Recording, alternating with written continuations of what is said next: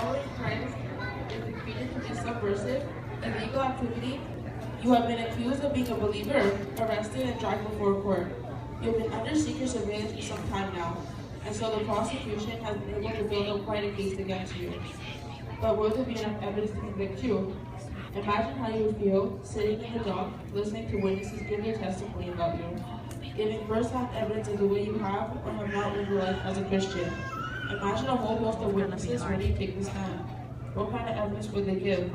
Would you be considered guilty and convicted of being a Christian? Or might you be shamefully exonerated and shamefully set free because there was not enough evidence? Might the jury have a verdict of reasonable doubt? Tonight, we will look into the trial that could happen in the not-so-distant future to any one of us who identify ourselves as a Christian. This is Joe Christian's story. All right. Oh, and the screen. Please be seated. We have come to decide. Joe Christian versus State. Prosecution, please make your first opening statement. Your Honor, ladies and gentlemen of the jury, I am here today to prove to you that this man, Mr. Joe Christian, is beyond a shadow of a doubt a Christian. I shudder at the thought. In our more primitive years as a species, we created God with all unanswered questions. But since that day, we have made many more advances in science and technology. We no longer need God. To believe in God is to deny our own worth. And so this man before you, who I believe to be a Christian, threatens our very existence. Thank you, Your Honor. That is all. Does the defense wish to make a first opening statement? No, Your Honor. The prosecution may now call the first witness. Thank you, Your Honor. I would like to call on the defendant, Mr. Joe Christian, to the stand.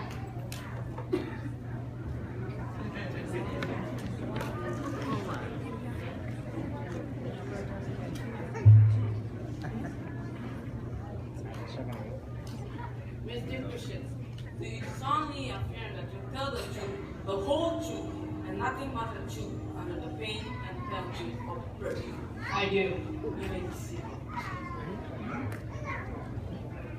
Mr. Christian, you are on trial today because your Christianity is being called into question. Have you ever been to a church? Yes. And how long have you been attending this church? About 5 years, Lord.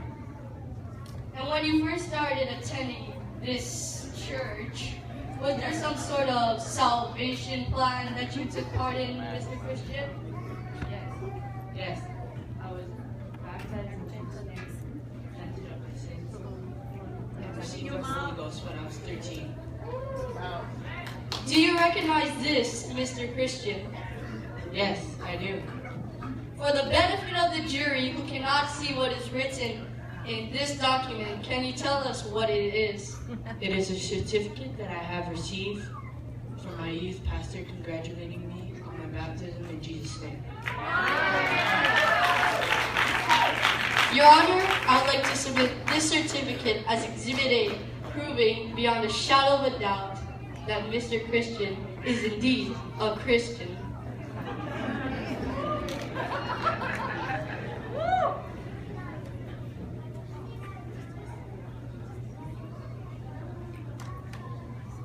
Do you recognize this, Mr. Christian?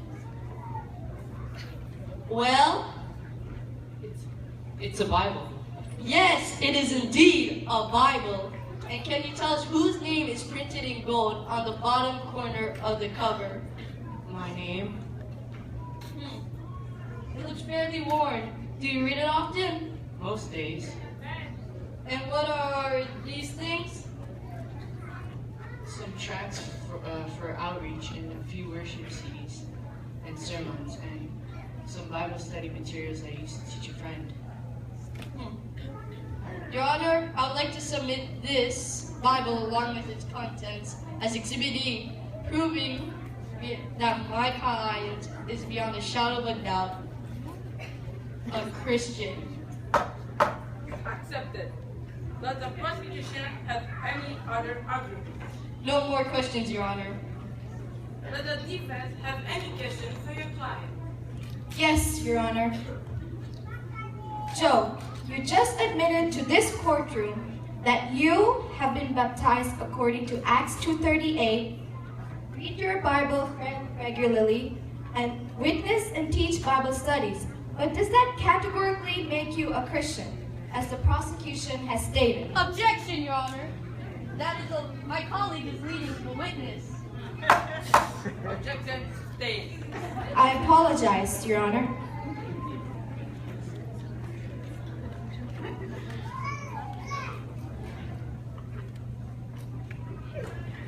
Do you recognize this, Joe? Yes, I do. For the benefit of the jury who cannot see the label, can you tell me what genre of music is this? It's rap music, ma'am. I see. And can you tell me what kind of music is this? It's not Christian rap, is it? No, ma'am. Your Honor, I would like to submit this as Exhibit C.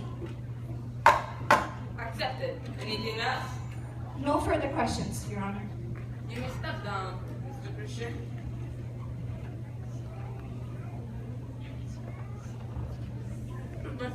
Prosecution, please call the next witness. The prosecution would like to call out Miss Tammy to the stand.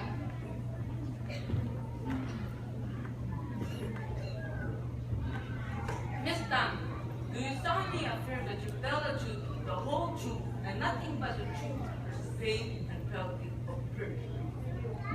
Thank you. You may be seated. Miss Tammy, how long have you known the defendant? About 4 years now. And how well would you say you know him? Pretty well. And can you tell the jury how you know of the defendant?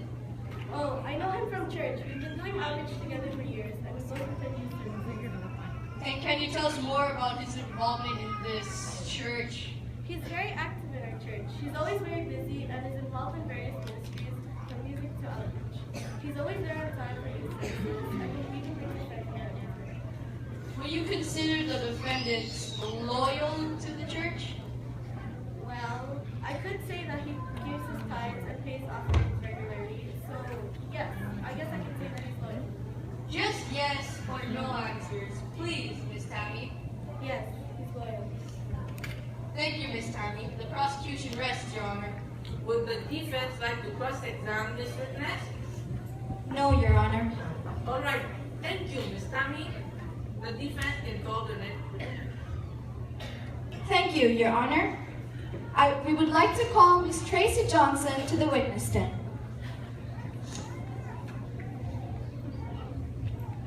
Miss Johnson, do you solemnly affirm that you tell the truth, the whole truth, and nothing but the truth of this pain and penalty of perjury? I do. Thank you. You may be seated. Miss Johnson, how do you know this man, Mr. Christian? I work with him at a retail store at the mall. And how long have you worked with him? About 3 years. Over these past 3 years, is there anything about Joe's behavior that leads you to believe that he is a Christian? Well, he does go to church a lot, and he often requests time off every time there's a special event. Anything else about his behavior that seems Christian to you? Well, he's friendly with the customers most of the time. Most of the time, you say. Is there anything that leads to believe that he is not a Christian? Well, to be honest, he sits around on the job a lot. He's a bit of a slacker. I thought Christians were supposed to be hard workers, not fooling around on the job. Also, he's always talking about people behind their backs. I've even heard him talking bad about his pastor and some people from his church. So, it doesn't seem that he's fully committed to the church, even though he's always there.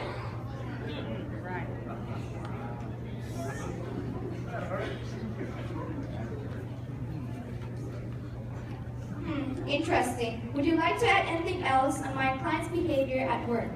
Sure. I can tell you about the other day when I overheard him telling some pretty off-colored jokes to some of our coworkers. It was very dirty conversation, and it got really nasty, really fast. Once, he was so frustrated with the customer that he started swearing at them. I can't speak for the jury, but I'm not so sure I can convict him for what he's accused for. Thank you, Ms. Johnson. That's all I have, Your Honor. Thank you, Mr. Johnson. You may step down now.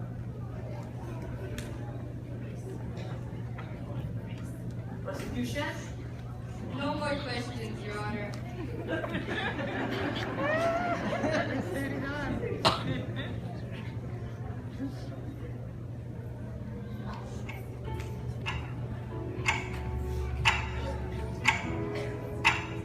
The hours pass by slowly as Mr. Christian sits under guard, waiting to be summoned back. Eventually, a young man in uniform appears and leads him into the courtroom to hear the verdict and receive word of his punishment. You restore every heart that is broken. Once he has been seated in the dock, the judge, a harsh and unyielding man, enters the room. He stands before him, looks deep into his eyes, and begins to speak. Of the charges that have been brought forward, I find the accused not guilty. Then, despite the surroundings, Mr. Christian stands defiantly before the judge and demands that he give an account concerning why he is innocent of the charges in light of the evidence. What evidence? What about the poems and prose I wrote? They simply show that you think of yourself as a poet, nothing more. And the services I spoke at, and the times I wept in church, and the long sleepless nights of prayer. Evidence that you are a good speaker, an actor, nothing more. It is obvious that you deluded those around you, and perhaps at times you even deluded yourself. But this foolishness is not enough to convict you in a court of law. The court is indifferent towards your Bible reading and church attendance. It has no concern for your worship with words and a pen. We have no interest in such armchair artists who spend their time creating images of a better world. We exist only for those who would lay down their brush and their life in a Christ-like endeavor to create a better world. So, until you challenge this system and become a thorn in our side, until you die to yourself and present your body as a living sacrifice, holy and acceptable unto your God, which is your reasonable service, until then, my friend, you are no enemy of ours. And what about you, friend? If your faith was put on trial tonight, what would your verdict be?